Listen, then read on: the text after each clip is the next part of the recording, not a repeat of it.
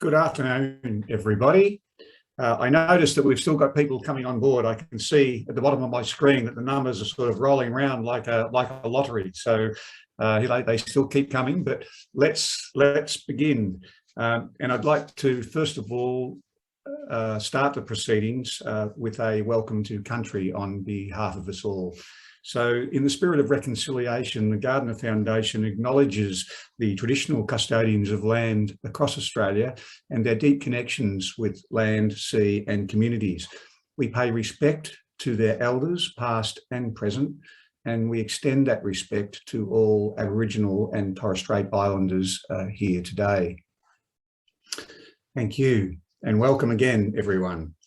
During the next hour, you'll hear an overview from me of the Foundation's activities. Then you'll hear from our new CEO, Allan Cameron, and then we'll have a panel session with a number of people who have participated in Gardiner projects. But first, I'd like to introduce you to the Gardiner Foundation directors, because as some of you may have heard, there's been a change of the guard. Now, I'm not going to be able to see how everybody responds because I can't see everybody obviously in the system. But first of all, I'd like to introduce Naomi and Judith Slocum. Those two directors have served their 2 terms on the board and will now be have now stepped down as of the AGM. I'd like to thank them both very much for their contributions. We also have Renee Dodonka and Andrew Morn, 2 directors who will be continuing on the Gardiner Foundation board. And we're also part of the board observership program, and we have a board observer, Shashir Pandit, who should be here somewhere today as well. Now we have 2 new directors that I'd like to introduce you to. The first is an independent director, Connie Linenberg.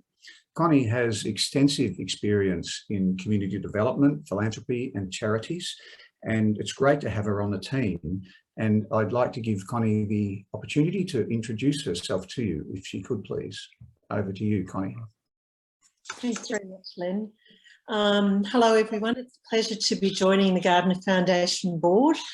Just to tell you a little bit about myself, I'm a social researcher and I've got extensive experience in the community development sector, particularly looking at issues for families, for young people, education and training, and management more broadly.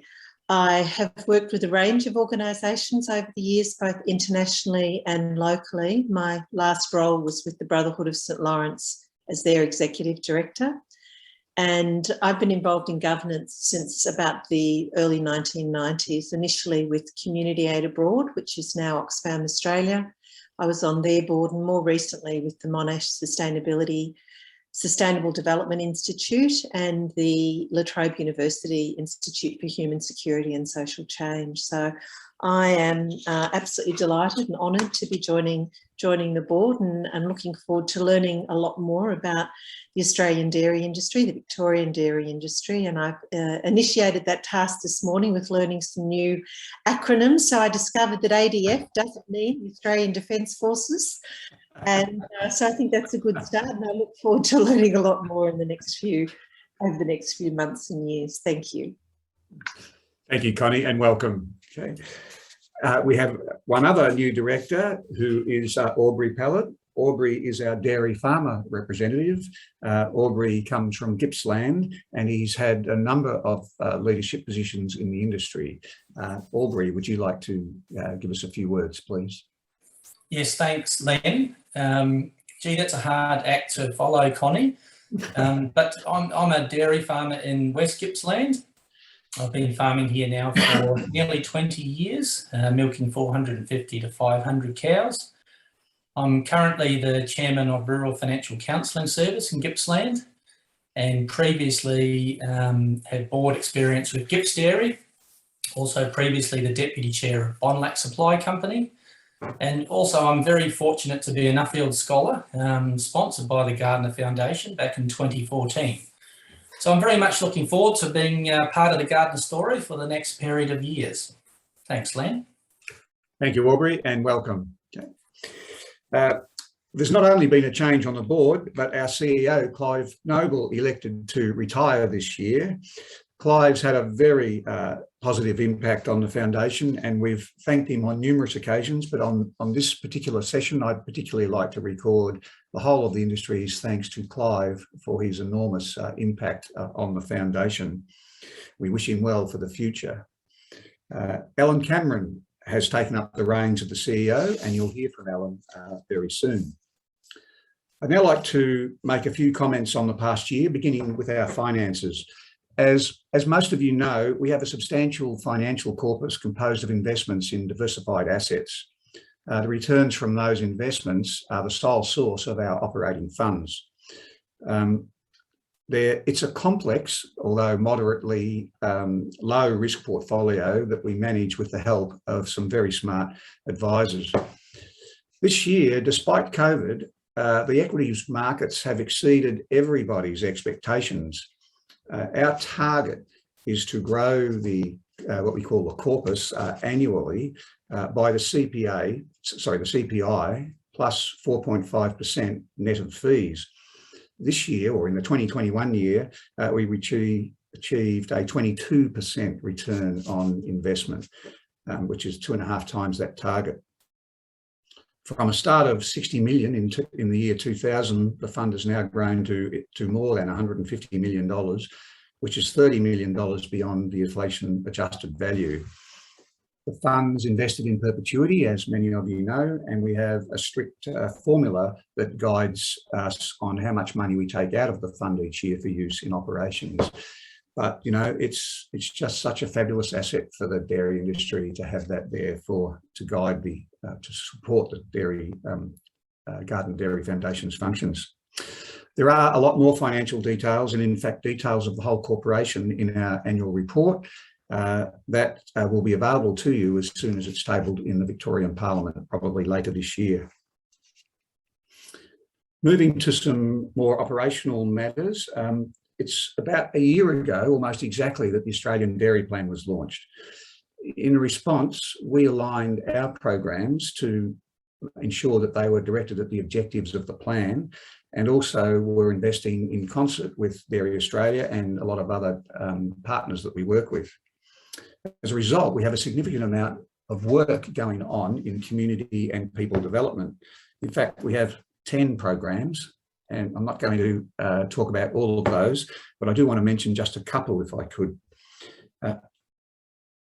Building leadership skills to improve the overall industry culture was a major objective of the Australian Dairy Plan. Gardiner's been very involved in the development of the National Dairy Leadership Strategy, which was launched in conjunction with John Bertram a couple of months ago that many of you may have seen. The National Strategy brings together all of the major dairy organisations so that they can deliver a kind of a coordinated approach to improving leadership skills across the industry. Another objective of the Australian Dairy Plan is dairy farm profitability, you know, lifting profitability of those individual farms. It's a very important objective, and the industry response to that has been to establish the Our Farm, Our Plan program, which, by the way, is an incredible piece of work and something that many other industries would love to have. It aims to help individual farms meet that productivity goal. We've provided funds to that program along with Dairy Australia, state governments, dairy regions, processors, banks, rural finance corporations. It's been a lot of co-investment in that program. Already 250 farms across Australia have participated. Our goal, of course, is to encourage Victorian dairy farms to contribute or participate, and so far there's been 106 of those. All the participants have given the program a rating of 9 out of 10, and 70% indicate that they'll be making changes to their farm management as a result of participating in the program. The attraction of new people to the dairy industry is another goal of the Australian Dairy Plan. Unfortunately, we can't solve the acute labour shortage that's occurring all across agriculture at the moment, but we can make it more attractive for people to join the industry. For example, by offering scholarships to people who enrol in tertiary courses connected with the dairy industry. And another example is the Mighty project, which we conduct with Monash University, and that brings engineering students to work together to work on 12-week projects in dairy factories across the state. By doing so, it exposes them to an incredibly complex industry which they otherwise would have known virtually nothing about. And that program's delivering results already, with people returning from that workplace to go and work with the factory that they then know. I'd now like to turn to our R&D activities. This year, we renewed our commitment to the Dairy Bio joint venture with Dairy Australia and Agriculture Victoria. That's a $5 million investment over 5 years. The scientists in Dairy Bio have already delivered major benefits to the industry, largely through genetic improvement of cattle delivered through data gene. That work will continue under the new program, and there'll be a focus on adaptation to climate change by selecting cows for methane or lower methane emissions, and also for heat tolerance. And in the coming 5 years, the research that's being done by the plant breeding people in Dairy Bio will start to appear on farms, firstly in the form of pastures delivered through Barrenbrook. First up, in 2024, there'll be the hybrid perennial and annual ryegrass varieties that have, an amazing 20% increase in yield. But there's a whole swath of pasture innovations that are coming along the pipeline. For example, superior grass endophytes that produce a 15% pasture improvement and 3 years extra persistence. Ryegrass with increased digestibility. And again, using in the climate change line, warm weather grasses with improved yield and digestibility. So that's Dairy Bio. Of course, high-performing dairy cows need to be fed well, and our other joint venture research program with Dairy Australia and AgVic is dairy feed base. It's midway through its current term and has already generated significant new information to be added to the Forage Value Index, which is the tool used by many farmers to assist in making pasture seed purchasing decisions. And there's another product being developed called Pasture Smarts, which many of you will have heard of too. That's been developed to enable these new highly productive pastures to be fully exploited on dairy farms. Uses the latest data and sensor technology to measure pasture availability and nutritive value on a paddock scale. We hope that that information will be available online in real time to farmers in the near future. Although I'm very enthusiastic about the Dairy Bio and Dairy Feed-Based joint venture, it doesn't mean that we can't be critical of them when we need to be. And the Dairy Feed-Based program has just been through its mid-year review, and the Dairy Bio program is about to be reviewed. So I'm sure the results of those reviews will be poured over by the boards with great interest. I'd like to finish on our community grants program, which we conduct in conjunction with the Foundation for Rural and Regional Renewal, or FRRR, as it's more commonly known. One of the rare times this year that I was able to get out about and have public meetings was when we were able to award 30 of those grants to rural communities throughout Victoria. They're small grants, but they can have a fantastic impact because they lead to further investments. So in conclusion, at the end of my first year at the helm of Gardiner Foundation, I feel that we're in a really good position to do more for the industry as we emerge from COVID. We'll be seeing more outputs from our research and more innovative work in the whole area of community and personal development. It's a wonderfully complex industry, the dairy industry, and one of the ways we manage that complexity is to work in partnership with a whole range of bodies. And I'd very much like to thank all of our partners for the work that they do in partnering with us and the contributions they make.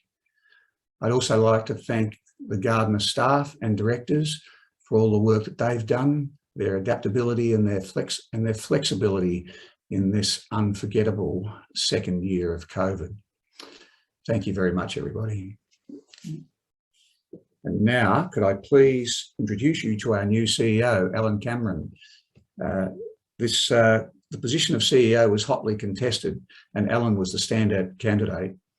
This is his first public forum, and it really does give me great pleasure to introduce him to you. Thanks, Allan. Thank you, Len, and good afternoon, everyone. I'm honoured to be joining you today in this role. Gardiner has a strong reputation as a contributor to the thought leadership of our industry, and I'm looking forward to the responsibility of working with the board and leading the team as we work to enhance that legacy. To me, an example of thought leadership is Gardiner recognising that outcomes from our industry investments are bigger and better when we strategically partner and collaborate with a range of stakeholders from across the Victorian dairy industry. The initiatives Len has just spoken about, the Mighty Project, the Community Grants Program, Our Farm, Our Plan, development of the Dairy Leadership Strategy, the Australian Dairy Plan, right through to our joint venture research partnerships, Dairy Bio and Dairy Feed Base, all require Gardiner to work successfully with partners, indeed, to work with all of you. Len spoke of our ongoing investment commitment to Dairy Bio and Dairy Feed Base, being the joint venture research programs, the big R of research. We're also committed to working together with our partners to develop the extension strategies, or the big E, that is required to ensure we see broad-based on-farm adoption of the excellent work done by our world-leading research scientists. I've enjoyed the fortune to grow up, live and work within rural communities. And so I'm very pleased to say that our people and community development portfolio is very actively involved in collaborating with and supporting Dairy Australia, AgVic, United Dairy Farmers of Victoria, regional development programs, and many others on a range of community programs. As I turn my mind to the future, I see that industry and community partnerships could be just as critical to ensure the right resources are directed to the right priority areas identified in the Australian Dairy Plan. With that in mind, I have a challenge for each of you. Can you conceive a big community or a big C idea, a thought that might require the collaboration or partnering of a range of stakeholders, possibly service clubs like Lions or Rotary, local government, milk companies, RDPs, Dairy Australia, UDV and Gardiner?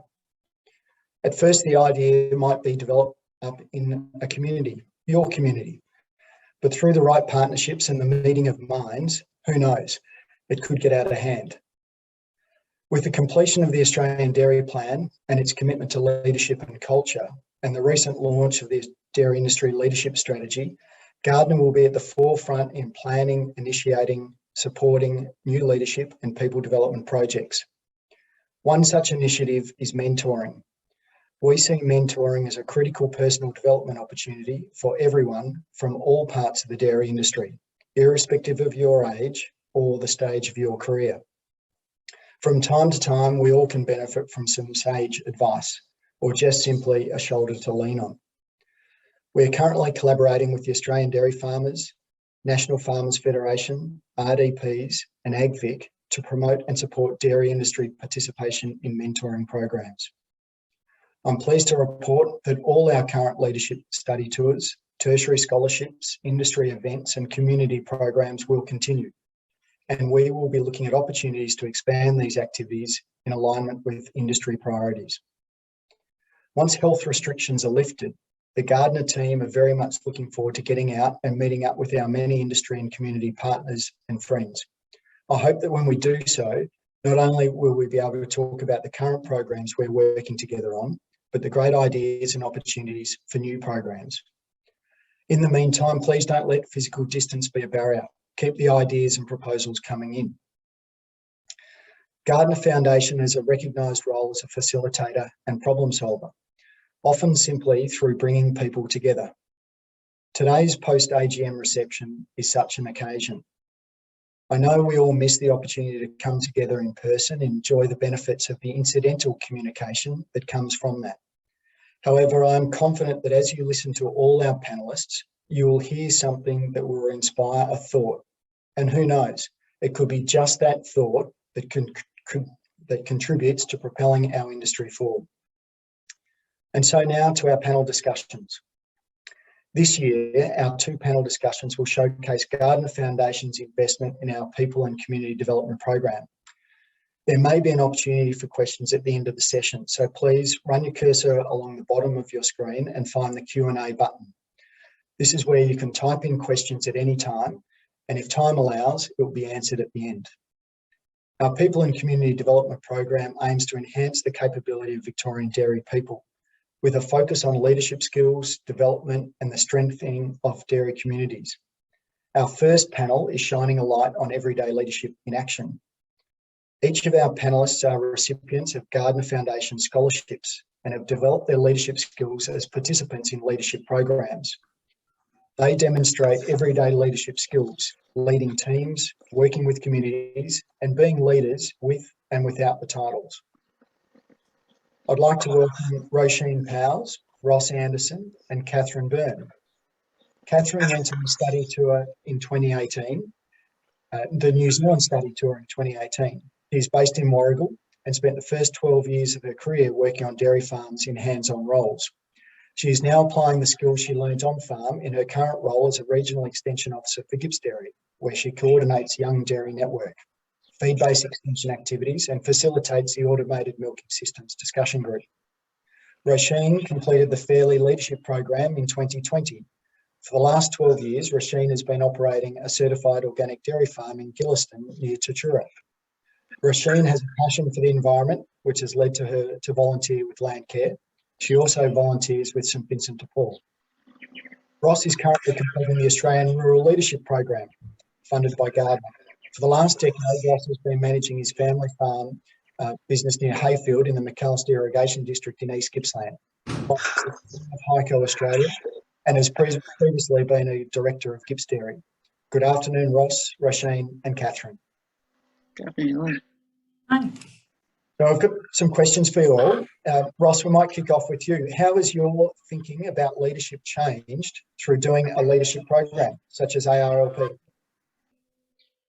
You know, it's been a really interesting journey. Obviously, I'm still only early in on my journey due to COVID, and other than the skills I've learnt through utilising Zoom and participating in lots of online meetings, I've also learnt the need for a really good balance. You know, there's obviously in leadership positions, there's a lot of pressure and a lot of responsibility, and pressure comes with that. And it's a real necessity that you get your balance. You know, it's important that you don't burn out. So a real focus on making sure that you're looking after yourself, and and it's really important. Obviously, being a dairy farmer, we burn the candle at both ends, and then to go into meetings in the evening, if you burn out, you're not putting your best foot forward. So yeah, it's been interesting to see how much of an emphasis there has been placed around wellness.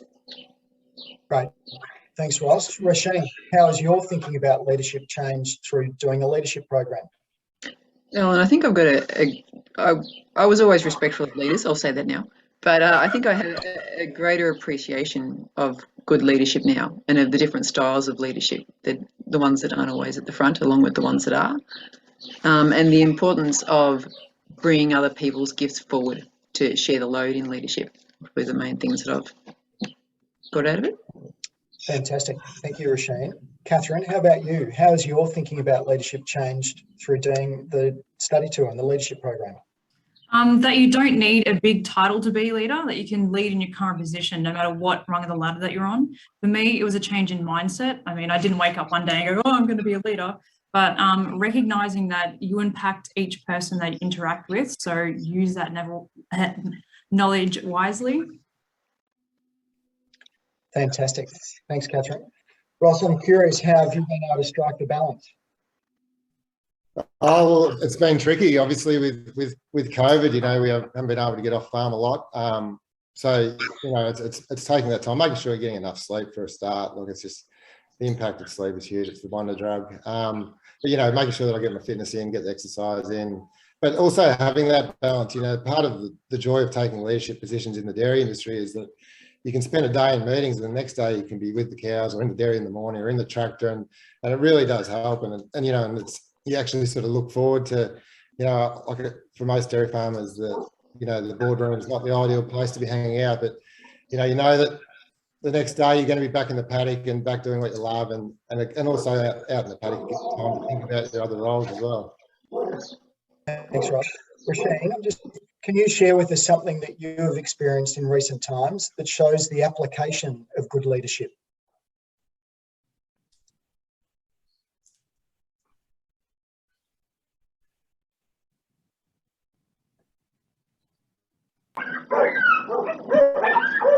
Sorry, Alan, the timing is terrible. I've got a tanker coming in my driveway. My dogs are going nuts.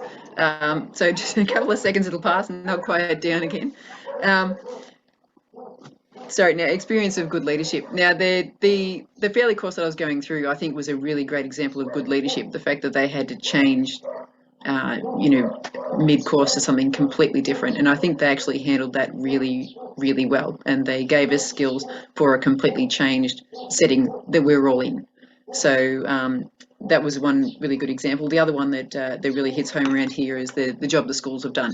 Obviously, we're all in chaos. Anyone with kids knows that there's a bit of chaos for the kids and yourselves.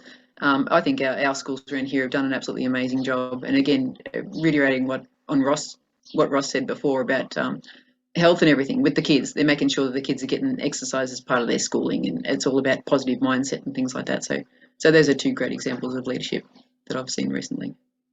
Thank you, Roisin. What about you, Catherine? Can you share with us something that you've experienced in recent times that shows the application of good leadership? Yeah, so the first example that comes to my mind is my boss currently moved on to a new position and left quite a gap.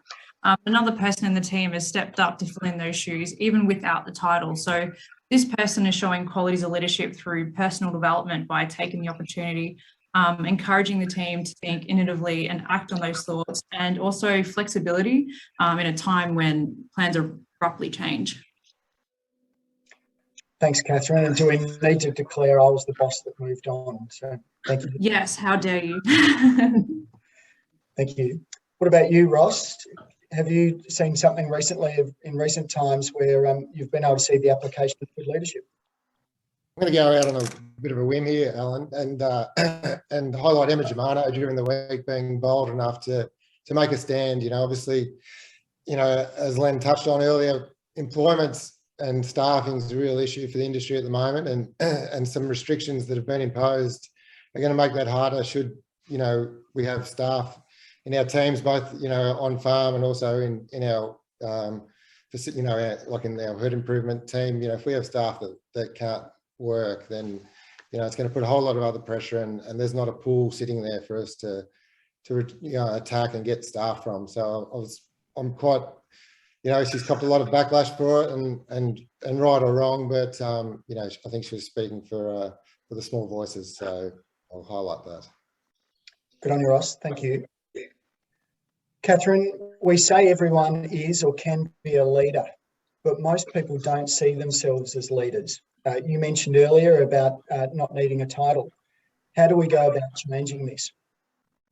By encouraging each other and taking opportunities as they present to you. So I'm a living example of this. I was very fortunate that industry leaders such as Max Gelbart and Ron Painter saw something in me and encouraged me to go further. And other respected dairy professionals like William Ryan, who's working out at Gardiner, he tapped me on the shoulder and said, you can do this. And that's what propelled me forward to try out the job for Gibbs Dairy. So for that, I've gone to places that I wouldn't have attempted to go to before in my personal and my career. And because of these people, I've taken more challenging work, I've aspired to be more, and I've traveled further around the world than I've ever dreamed. So to emphasize a point, it would be to encourage each other. Fantastic. Thanks, Catherine. I think that you just mentioned there two great leaders and mentors in Ron and Max, and the influence that they had. I think it's a great example of the influence that we all potentially have as mentors. Ross, everyone can be a leader, but most people don't see themselves as leaders. How do we go about changing it? Yeah, I think this is a really important one.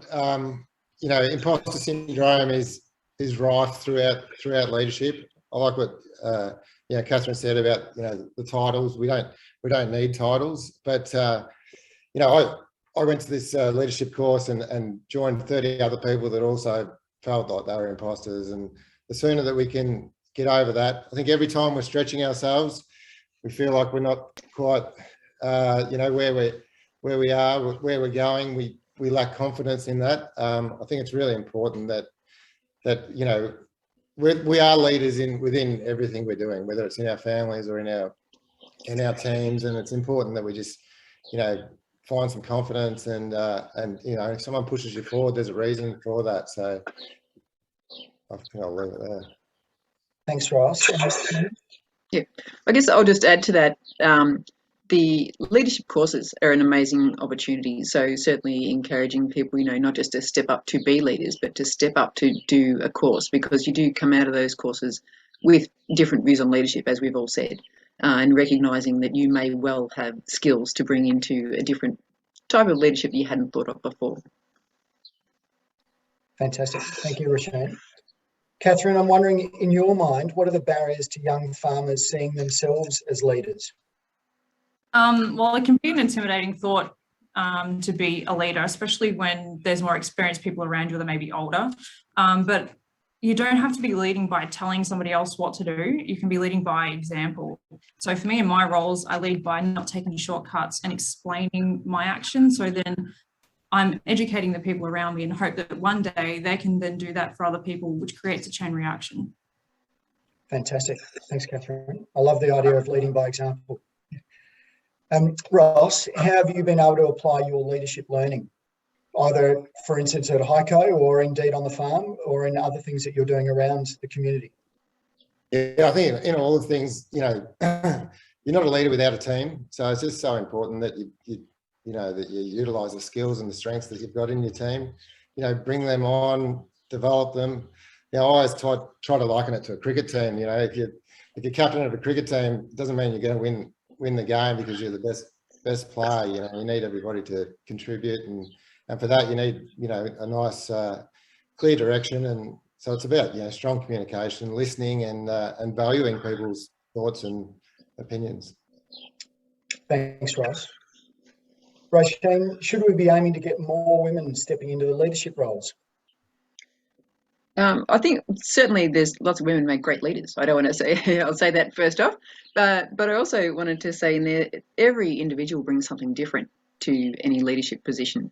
So I think as long as we've got the culture right, as long as every voice is welcome and everyone feels their views are respected and they're treated well, I think people will step up to leadership, men or women will step up to leadership. And it's more important to bring those individual varied skills wherever they come from than specifically targeting men or women is my feel. But yeah, certainly the culture now, I've been in situations where I've been surrounded by males and have been a perfectly welcoming and respectful culture, no concerns whatsoever. There've been others that have potentially tried to adjust their numbers and they haven't got the culture right, and it can be quite toxic. So the culture is all important, I think.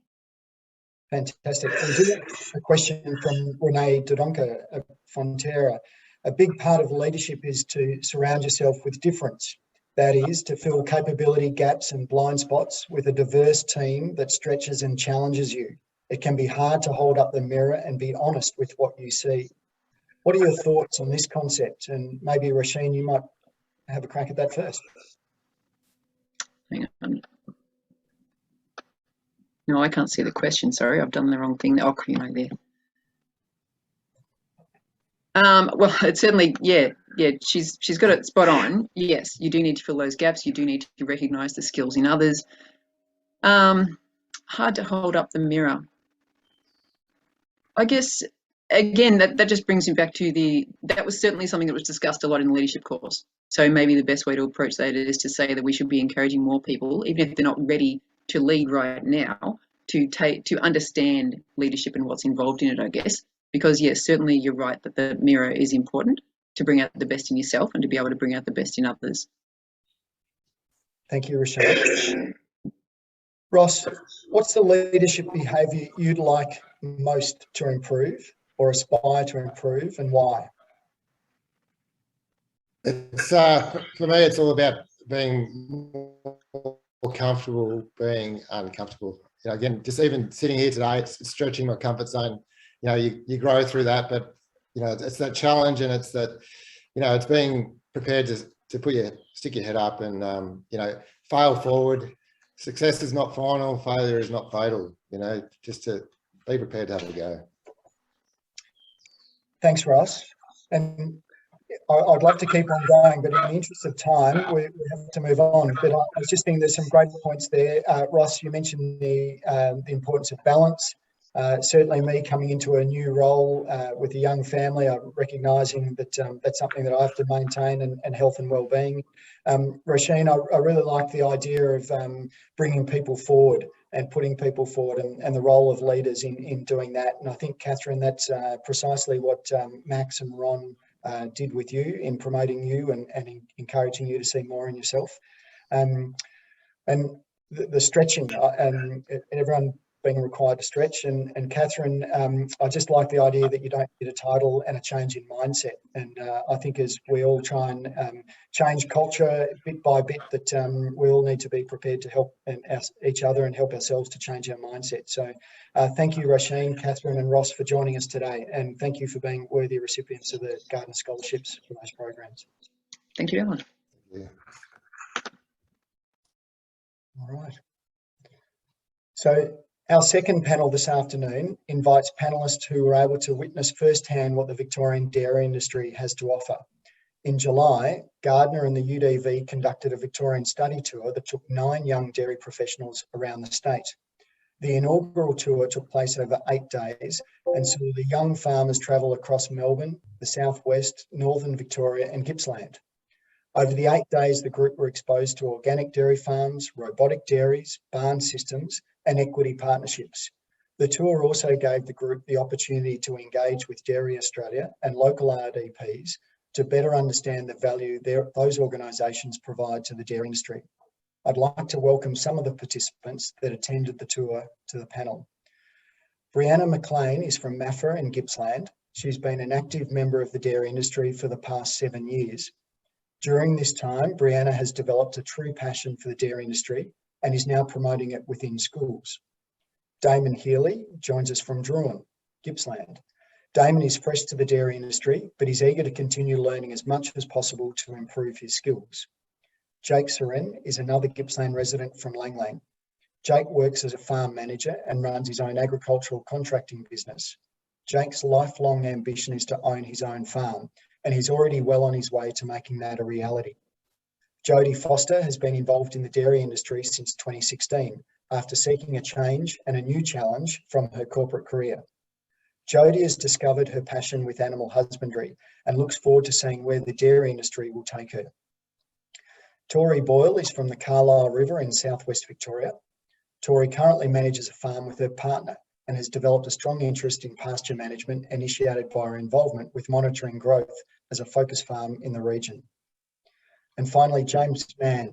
Jane might only be new to the dairy industry, but she has come in with a fresh perspective and new ideas to improve the share farming business with her partner, Michael.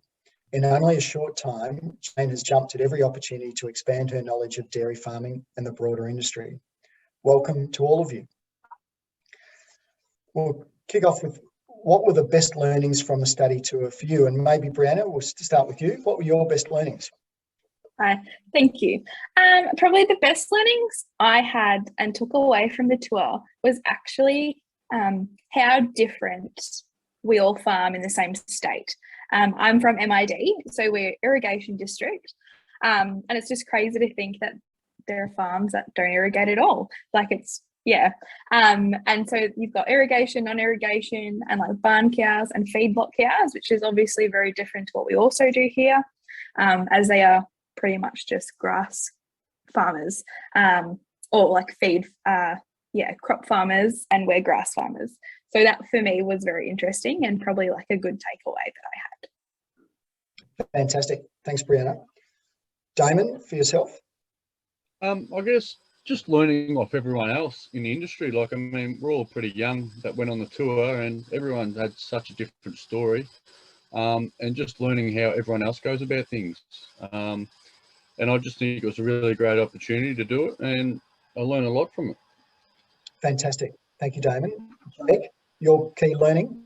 Yep. Well, practically there was a lot to take out of it, but probably the biggest thing for me was the importance of building networks within the industry. So yeah, getting with people that can help put you in the right direction, point you in the right direction, and yeah, and work together to achieve the goals that I want to achieve and that sort of thing. So probably that's for me. Fantastic, Jake. Jody, as a newcomer to the industry, or 5 years now, what was your key learning on the tour? Yep, there was lots that we could take home to our own farms, bits and pieces from all the different farm styles. But I really enjoyed, we had an information session with Dairy Australia, and they spoke about sort of the behind the scenes stuff that's involved in legislation. Like we spoke about the use of tyres on farm and the work they've been doing there. So that was really interesting. Fantastic. Thank you. Tori, your best learnings? Mine would probably be the fact that I had long-term goals of owning my own farm one day down the track and going along to Ariane Prince's place to have a look at, long-term goals being more practical than what people actually estimate for them to be. Fantastic, Tori. And Jane, what about you? Your key or best learnings? My biggest take home from the entire tour was going to see Tori Ariane's farm in Northern Victoria, having a chat to him about his breeding program and how he does his own AI insemination. And I could not believe that a dairy farmer does that. So he was a big inspiration to me. So I went back home to my farm here and asked my other share farmer, my father-in-law, why don't we do our own AI? And he just put his arm up and go, my forearms is the size of a tree. Jane, it will not fit in a cow, but your arm is a lot smaller. So therefore, in 10 days' time, I will start AIing our own cows. So that's my biggest takeaway from the tour. Fantastic, Jane. Congratulations. We look forward to how those conception rates go after your first round of AIing. Well done.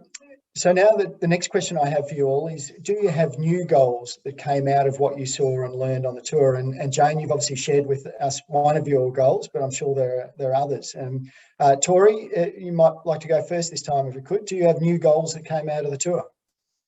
Yeah, so my goal was that my approach for my long-term goal was to then learn the business side of the industry. So I wanted to be able to learn more of that. So that was my goal, was to make sure by the end of the tour that I was enrolled in a course to help me further down that track. Fantastic. And Tori, have you identified what that course might be? Yeah, so I got in touch with my local Westvic and got up some information about the farm business fundamentals. I enrolled in that and completed that through DA, and looking at furthering on into dairy farm business analysis as well. Fantastic, Tori. There's a whole range of them there offered through Westvic and DA, and I encourage you to get into it. So well done, good on you. Jake, I'm just wondering, have your goals changed at all, or have you got new goals as a result of going on the tour? Yeah, so I'll still remain the same goal of achieving farm ownership. Probably the other goals that have changed, I sort of want to be more involved within the industry. So like I'd like to do this sort of like stuff that you guys offer, participate in more of them, and then eventually be a board member and all that sort of stuff on Gips Dairy and stuff like that. So yeah, probably my goals eventually. So fantastic, Jake. Well done. Damon, yourself? Have your goals changed at all? Have you got new goals? I don't think my goals have changed. I think it's just reinforced a lot of things about how I want to go about getting to my goals. So I've had discussions with my bosses about how going about them and what the best way is. Maybe they'll be able to accommodate me, maybe not. It's very awkward having this about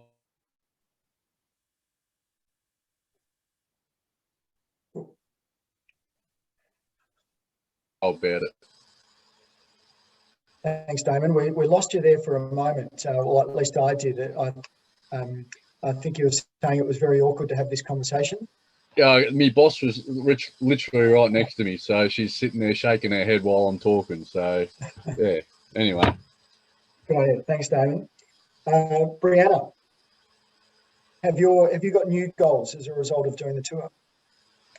So before I participated in the tour, I was unsure of where my future was going to take me within the industry.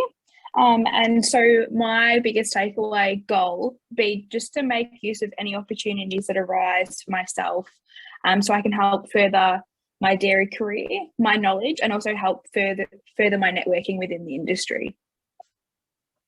Fantastic. Thank you, Brianna. And Jodie, to you. Yep. So a personal goal of mine has always been to become a successful AI technician.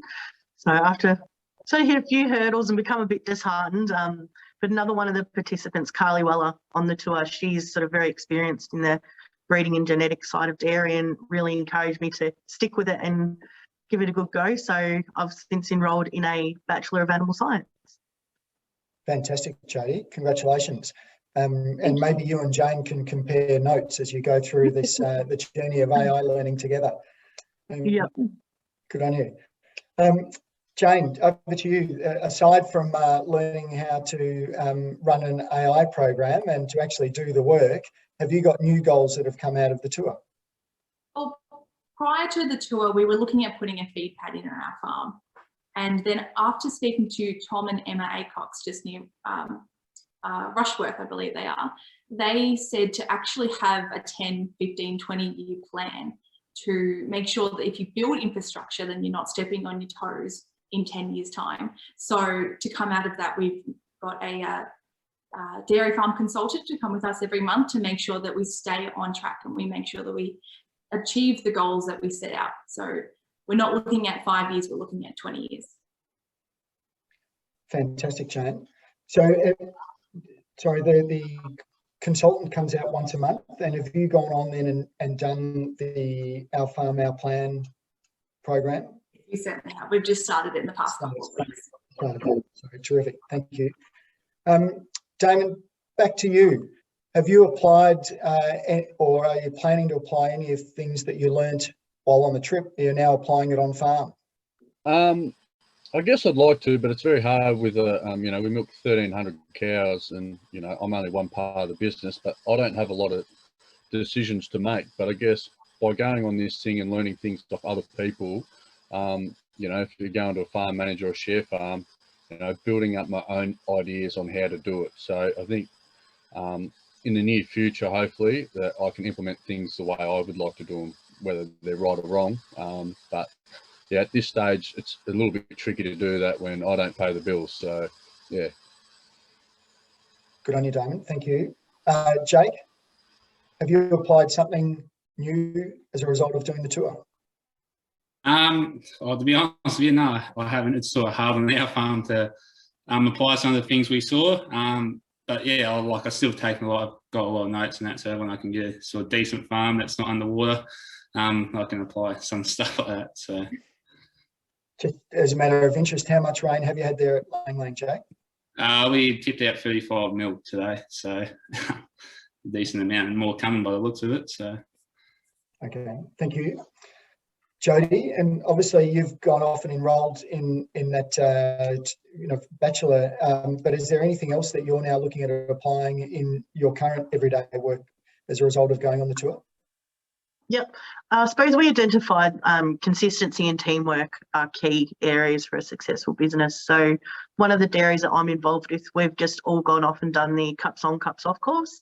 So there was new staff and staff that have been there for 20 years, owners, managers, milkers, all were involved. So everyone got something out of it, and it was a really great day to get everyone together and share ideas. Good on you, Jodie. Thank you. Tori, how about you? What have you come away and thought, geez, I'm going to give that a go on our farm? Oh, to be honest, there's probably a few list of things. Like in terms of farm management, like it's all my partner's role, but he's big on pasture, and it's something I like, you know, but I like doing it. So I recently just did a pasture walk, and I'm like, this could either be really great or really bad, because we usually have a plate meter, but I don't have one. But so far it wasn't too bad, so we'll see how it goes. We'll stick with pasture for now, and cropping and all that sort of going in soon, so we'll see how we go. Good on you, Tori. And if you're interested in measuring pastures, you'll be interested in seeing some of the research that comes out and how that gets developed up to help farmers actually manage the quality and quantity of pastures. So yeah, look definitely. forward to that one. Good on you, Tori. And Jane, for you, have you applied, or aside from, say, doing the AI course and doing Our Farm, Our Plan, are there other things that you're looking to apply on your farm, or are you planning to apply? We're looking at making our cows work better for us. So rather than invest the money going buying better size, better cows or more cows, we're just going to reinvest that money and get heat testing collars, auto draft machines. So re-put that money back into our cows rather than in buying a rotary dairy, which costs millions of dollars. And unfortunately, we just don't have that luxury. So reinvesting the money back into what we've currently got. Okay, terrific, Jane. Thank you. And I'm just wondering, we'll be promoting, and I mentioned earlier that we're obviously going to continue our investment in leadership programs. The board are strong believers in the people development, and we see these programs, but the ones that Ross, Roisin and Catherine have done, or the tour that you've done, has been critically important. I was just keen for you all, in your own words, to just let everybody know, why would you encourage others to go on this tour? And maybe Brianna, we'll kick off with you. I would encourage people to attend the tour because you learn so much. You not only learn from the farms and the companies that you attend, you learn so much from each other, like each participant on the tour. And yeah, like I said, everything's different. And yeah, I think for myself personally, it just opened up my eyes a lot more to a broader spectrum within the industry. Thanks, Brianna. Damon, why would you suggest others go and do the tour?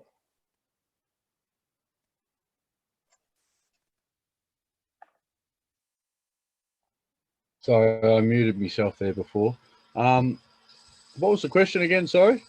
Why would you encourage people to go on this tour? I just think it opens your eyes and what's out there. And instead of, like me, I live in West Gippsland, but you know, there's no reason why I can't move over to Southwest or Northern Vic. Like I'm originally from Mildura, and there's not a dairy cow within about 300 kilometres, I don't reckon. But you know, I've spoken to people and thoroughly encourage people to do it because it just opens your eyes on what's actually out there, especially for someone like me that hadn't been part of or grew up in this industry. And it just really showcases what this industry has to offer. So I think it's been brilliant, and I'd recommend anyone to do it. Good on you, Damon. Jake? Yep. Yeah, I think it was great because you got to learn a lot from other farmers and go to different regions of Victoria that you don't normally see, like Northern Vic. I've never looked at that region at all. It was your big eye opener, the way they run things up there. And also getting to meet other young dairy farmers because, to be honest with you, I don't know anyone else besides these people that are young dairy farmers. So you know, it was really good. And yeah, like I'd recommend it to anyone. So I have actually. So good on you, Jake. Thank you. Jody? Yeah, the networking opportunities are amazing. Yeah, with on farm, like with the other participants, and also, with the other participants, and also the dairies that we visited, and getting to meet delegates from like the UDV and Dairy Australia and Gardiner Foundation, really invaluable. Good to put a face to the names, the people that you see quite often on social media. Good on you, Jody. Thank you. And Tori, how about for you? Why would you encourage others to go? They're probably networking. So it's a great way to meet new people and that people that you'll always be in touch with. Jan and I usually talk on a regular basis. But not only that, to talk ideas for your future plans down the track. The challenges within the farming industry and other farms that you've got to experience along the way have probably been a big thing as well. You learn from what others have experienced to take home. Great, thank you, Tori. And Jane, yourself? I would encourage absolutely everyone that is in contact with the dairy farm, whether you're a milker or if you're a share farmer or owner, to go. If you have the opportunity to apply, please apply, because it challenges what you believe in your philosophies. And You don't know what's out there until you start looking. Good on you. Thank you. And maybe I've just got a question for all of you that was actually a question I asked Catherine in the earlier panel, which is, what are the barriers to young farmers seeing themselves as leaders? And any one of you could grab this one if you wanted to put up your hand, if you had some thoughts around it. Brianna, I know that I think you've actually gone out and, you're now sharing the story of the industry in amongst schools. And I think that was a terrific a show of leadership on your part. So maybe you could address this too and your experience with YDN. Yeah, sure. So even with just my personal experience, so I'm originally not from a farming background. I just sort of tripped over the industry and dove in head first, I like to say. And I think the biggest thing for me as a young farmer is finding information. So yeah, like I think within leadership, it'd be good just to help young people like have that information and sort of lead them to wherever they want to go within the industry, because there's so many avenues. There's not just milking cows, and there's just so many things. But I think like knowing where to find the information and doing that is probably a good way to start. Because for myself, before the tour, I was just unsure of where to find information about everything. So yeah. Thank you, Brianna. Is there anyone else who'd like to share what are some of those barriers that for young leaders coming through, and how might we as an industry help to remove them? A question without notice. I suppose the other thing is that, don't feel that you have to be involved in the dairy industry to put your foot in the door. So you don't have to have a link in with the dairy industry. Like, you can approach your local, Westvic, you can approach DA, there's plenty of places that you can approach to try and get your foot in the door without being in the industry. But to encourage those within the industry to go down that pathway, to have more younger people come into the dairy industry. Fantastic, Tori. And on that, actually, that might be a great one to leave it on. I think you've made a good point that there is just so much information, so many people, there are so many agencies that are willing to help, and with obviously Gardiner, but the RDPs, Dairy Australia, Agriculture Victoria, there are community groups and so on. And the other thing is that there are just plenty of farmers in the community who are more than happy to reach out and help those around them, particularly those that are prepared to get up and have a go. So, Tori, thank you very much for finishing that one up. And I'd like to thank all of you for joining us today, and particularly like to thank the panellists for sharing their time, their experiences and thoughts with us. As I reflect on the calibre of today's panellists and how each of them will contribute in their own ways to thought leadership, I cannot help but think that our industry has a very bright future. We have a number of, I mentioned earlier that we're continuing to invest in community leadership programs, and we currently have 2 scholarships per program. The Leadership Great South Coast applications close on the 31st of October. Lead Loddon Murray Community Leadership Program applications are still open. The Fairley Leadership Program closes on the 8th of November, and the Gippsland Community Leadership Program will close on the 29th of October. We also have tertiary scholarships, and those close on the 19th of November, and there are 7 scholarships available worth $10,000 each for up to 3 years. Please go to our website for more information. Ladies and gentlemen, that concludes our post-AGM reception. Thank you everyone for your attendance today and your ongoing support of Gardiner Foundation. I wish you well and good afternoon.